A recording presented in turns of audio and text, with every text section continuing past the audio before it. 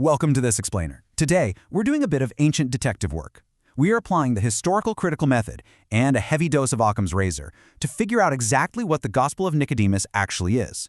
Are we looking at a true, authentic first-century account of historical events, or is this actually a total masterclass in ancient political propaganda? It's a fascinating puzzle, and we're going to use the historical data on our slides today to uncover the truth.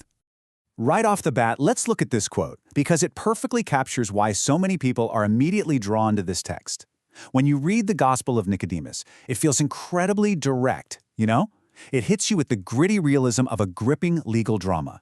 It throws in these punchy, straightforward details exactly where the canonical New Testament Gospels are totally silent. It basically makes you feel like you're holding a raw, unfiltered reporter's notebook right out of the first century. But, as we're going to see, our instincts can be pretty deceiving when it comes to ancient documents.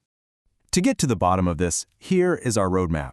We're going to cover the perfect illusion of truth, the Christian propaganda war, the fake author and good pilot, the mythological descent into hell, and finally, how history is actually manufactured. Okay, Section 1, the perfect illusion of truth. Let's kick off our investigation with the illusion created by the Gospel of Nicodemus, which, by the way, historians also call the Acts of Pilate. Here's the catch. When modern historians evaluate this text using the exact same critical tools they use on any other ancient document, that compelling illusion just completely fades away. It's revealed not as an eyewitness report, but as what scholars call pseudepigrapha. Or, to put it more bluntly, it's one of the most transparent, pious lies of early Christianity. It's essentially an apologetic, defensive novel. The author's goal wasn't to record the past. It was to solve some really intense political and theological problems of a much later era by dressing up the text to look like an authoritative voice from the past. Moving right along to Section 2, the Christian propaganda war. To truly understand why this pious lie was even written in the first place, we have to look past the first century entirely. Context is absolutely everything here. So let's look at this timeline. Jesus was crucified around 30 CE. But fast forward a few hundred years to roughly 311 CE, you have the pagan Roman emperor, Maximinus Daia, who was a sworn enemy of the growing Christian movement. He published his own fake, highly insulting Acts of Pilate. And he didn't just publish them, he fully weaponized them. He legally mandated that school children all across the Roman Empire had to memorize this anti-Christian propaganda. So the early church was facing a massive public relations crisis. They desperately needed a rapid counterattack. And that counterattack? It was the creation of their very own competing Acts of Pilate, the text we now know as the Gospel of Nicodemus. So what does this all mean? It means this gospel isn't a sober diary of first-century reality.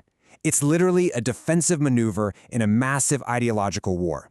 It's a propagandistic tool forged in the early 4th century, right when Christianity was fiercely wrestling with pagan Rome for the hearts, minds, and ultimate dominance of the empire. All right, Section 3, fake author and good pilot. Let's take our historical razor and apply it directly to the text itself to look at the double fiction of its authorship and its star witness. First up, the author's disguise. The text claims it was translated by a Jewish man named Ananias from these ancient Hebrew records penned by Nicodemus, an eyewitness. The reality? Actually, scratch that. It's a complete literary smokescreen. A Greek author writing 300 years later just invented a lost Hebrew original to give the document instant authority. And we know this for sure because the author's grasp of first-century Jewish law is remarkably superficial. Then there's the portrayal of Pontius Pilate. In this text, Roman military standards magically bow to Jesus in the courtroom, and Pilate acts like this sympathetic saint trying to defend him. But the historical razor slices right through this. The real historical Pilate was notoriously cruel. He was so brutal, in fact, that he was eventually recalled to Rome for his excessive repression. The idea of this guy tolerating imperial standards bowing to an accused peasant is, well, it's pure historical sci-fi. Which brings us to Section 4, mythological descent into hell.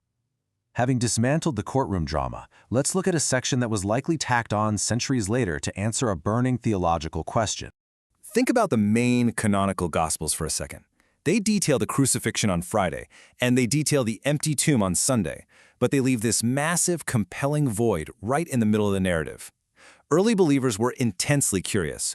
What exactly was Jesus doing during that hidden time? What happened behind the curtain between Friday and Sunday? Well, the answer this text provides is called the descensus ad inferos, or the descent into hell, and this is a massive shift in early Christian thought. What originally started out as vague, abstract spiritual visions in the early church was completely transformed here into a sweeping, highly physical, theological fantasy. It finally gave believers the dramatic, concrete answers that the regular Gospels totally lacked. I mean, listen to this. In this version, Jesus doesn't just spiritually float into the afterlife. He literally kicks down the bronze gates of Hades. He yells at and physically binds Satan in chains. Then he triumphantly rescues Adam, King David, and all the righteous forefathers, leading them in a massive procession up to heaven. It reads exactly like an epic blockbuster action movie. And that was the whole point. It completely satisfied the audience's deep psychological need for a victorious, physically conquering hero. Section 5. How History is Manufactured. This really highlights the profound legacy of our ancient detective story today. Because of its direct, vivid style, the Gospel of Nicodemus spread like wildfire. It introduced these colorful elements that permanently seeped into Christian tradition and totally dictated the course of medieval art. For example, you know the unnamed Roman soldier in the Bible who pierced Jesus' side? It's this specific text that first gives him the name Longinus. So, even though the whole thing was a pious lie, its cultural impact was incredibly real, cementing historical details into global tradition forever. The ultimate takeaway from our explainer today is that this compelling document isn't a window into first-century events at all. Instead, it's a fascinating mirror reflecting 4th century institutional needs. The Gospel of Nicodemus is an absolute masterclass in how an embattled early church retroactively manufactured the exact history it needed to survive an imperial propaganda war, answer uncomfortable theological questions, and ultimately to thrive. Which leaves us with a pretty wild final thought to ponder. If a 4th century propaganda piece can successfully masquerade as a factual 1st century court transcript for thousands of years, how much of what we confidently consider to be ancient history is actually just the well-crafted political spin of the victors? It's definitely something to keep in mind the next time you read a seemingly perfect historical account. Thanks for joining me on this explainer, and remember to always keep questioning the narrative.